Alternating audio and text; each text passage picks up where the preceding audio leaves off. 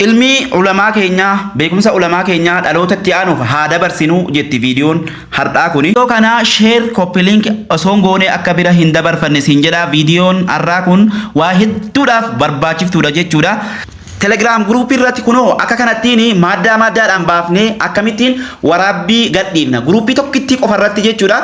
Gruupii tokkitti qofa uumne toopikii akka kanattiin toopikii kunoo akka kanattiin hunda maddaatti akkamitti baasuu akka dandeenyu akkaataa itti banannu isin agarsiisa.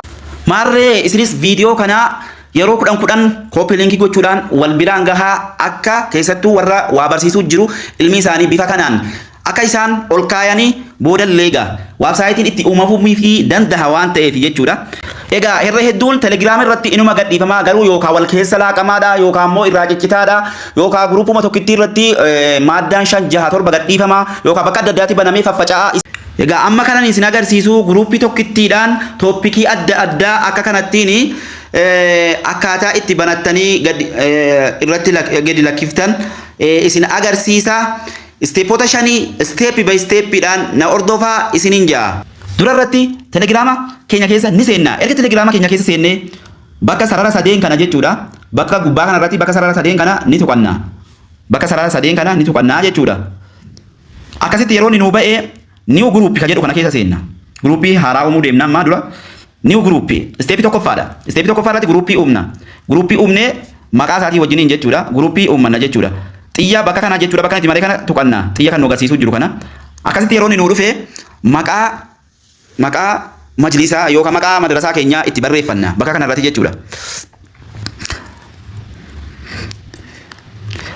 Bakka kanaan profaayilii ni galchina. Bakka kanaan profaayilii ni galchina. Bakka kana irratti profaayilii galchina.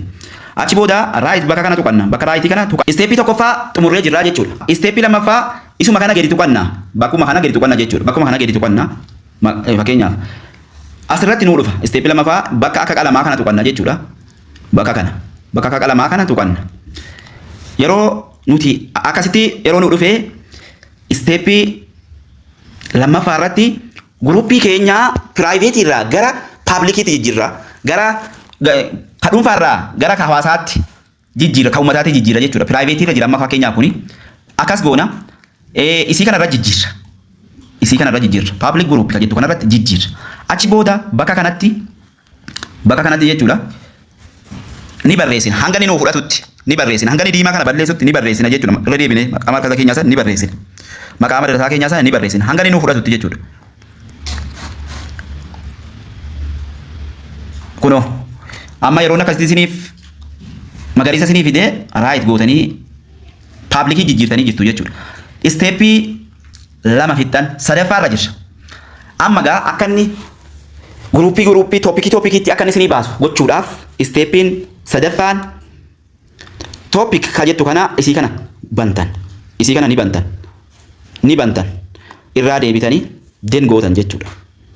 Bakka kana raayitii den gootan. Achi booda amma toopikiidhaan uumuuf deemtu jechuudha amma. Steepii arfaffaa yeroo akkasitti irraa deebitan gubbaa kana irratti bakka sarara sadeen kana irraa deebitanii tuqattan. Bakka sarara sadeen kana akkas isinii dhufa. View as topic ka jettu kana tuqattan. View as topic ka jettu kana akkasitti isinii dhufa. Amma nu humni gaa toopikii yookaan immoo maddaadhaan uumneen jiru. Amma steepii arfaffaa kana irratti maal uumtan? Toopikii uumtan. Toopikii uufummoo jala kana irratti kunoo bakka kanaa bakka itti mare kana tuqattan. Fakkeenyaaf maddaa uumuudhaaf kunoo asirratti fakkeenyaaf maddaa toohidaan jedhama. Maddaa toohidaa. Maddaa toohidaa jettan. Fakkeenyaaf waan feetan itti godhachuu dandeessu. Asirraallee kitaaba kana yoon itti godhee amma achirratti kitaaba kana ba'a. Kiriit bakka jettu kana tuqattan achi booda. Kiriit. Amma tokko kun. Amma uumnee jira amma sirraa deebina. Maddaa riyaadaa yoon uumuu fedhe ammas maddaa riyaadaa itti dabaltan. Maddaa riyaadaa jettaniin. Maddaa riyaadaa.